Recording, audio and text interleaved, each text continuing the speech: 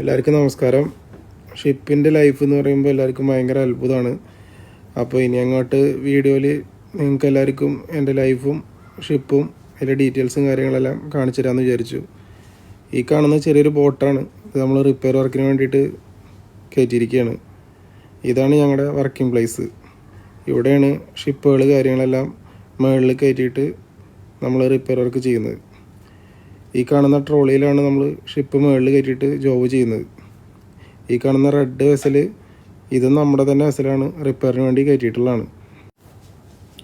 ഈ ട്രോളിയിൽ എങ്ങനെയാണ് ഷിപ്പ് കയറ്റുന്നത്, എങ്ങനെയാണ് ഷിപ്പ് ഇറക്കുന്നത്, എങ്ങനെയാണ് ഷിപ്പ് ഞങ്ങൾ തള്ളിക്കൊണ്ടിരുന്നത് എന്നുള്ളതെല്ലാം ഡീറ്റെയിൽ ആയിട്ട് വേറെ വീഡിയോയിൽ കാണിച്ചു തരാം.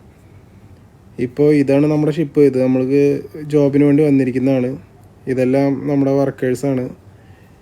ഇതിലിപ്പോൾ ഷിപ്പിൻ്റെ ബാക്കിലെ പ്രൊപ്പലർ, ഷാഫ്റ്റ്, ഷിപ്പ് തിരിക്കാൻ ആവശ്യമായിട്ടുള്ള റഡാറ്, ഇതിൻ്റെ എല്ലാം റിപ്പയർ വർക്കാണ് നമുക്കിപ്പോൾ ഈ വെസലിലുള്ളത്. ഇതിൻ്റെ എല്ലാം ഡീറ്റെയിൽ ആയിട്ടുള്ള വീഡിയോ സ്റ്റെപ്പ് ബൈ സ്റ്റെപ്പായിട്ട് നിങ്ങൾക്ക് കാണിച്ചു തരാം. ഇപ്പോൾ ഇതൊരു ലോങ് പ്രോസസ്സാണ്. ചെറിയൊരു വീഡിയോയിലെല്ലാം കൂടി കാണിച്ചു തരാൻ പറ്റുന്നില്ല. അപ്പോൾ ഓരോരോ സ്റ്റെപ്പ് ബൈ സ്റ്റെപ്പായിട്ട് നിങ്ങൾക്ക് വീഡിയോയിലായിട്ട് കാണിച്ചു തരുന്നതാണ്. ഈ കാണുന്ന സാധനത്തിൻ്റെ ടെക്നിക്കൽ പേരാണ് ബോ ത്രസ്റ്റർ. ഇത് വെച്ചിട്ടാണ് ഷിപ്പിൻ്റെ ഫ്രണ്ട് ഭാഗം ഈസി ആയിട്ട് രണ്ട് സൈഡിലേക്കും തിരിക്കുന്നത്. നിങ്ങളിപ്പോൾ ഈ കാണുന്ന സാധനമാണ് ഷിപ്പിൻ്റെ സീ ചെസ്റ്റ്.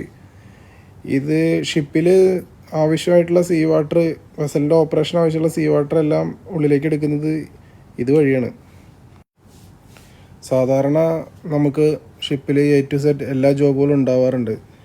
ഇതിപ്പോൾ ക്ലയൻറ്റിന് ഈ ഒരു ജോബ് മാത്രം മതിയെന്ന് പറഞ്ഞുകൊണ്ടാണ് നമ്മൾ ഈ ഒരു ജോബിൽ മാത്രം ഇപ്പോൾ കോൺസെൻട്രേറ്റ് ചെയ്തിട്ട് ജോബ് തീർക്കാൻ നോക്കുന്നത്. ബാക്കിയുള്ള വിശേഷങ്ങളായിട്ട് അടുത്ത വീഡിയോയിൽ കാണാം. അപ്പോൾ ബൈ.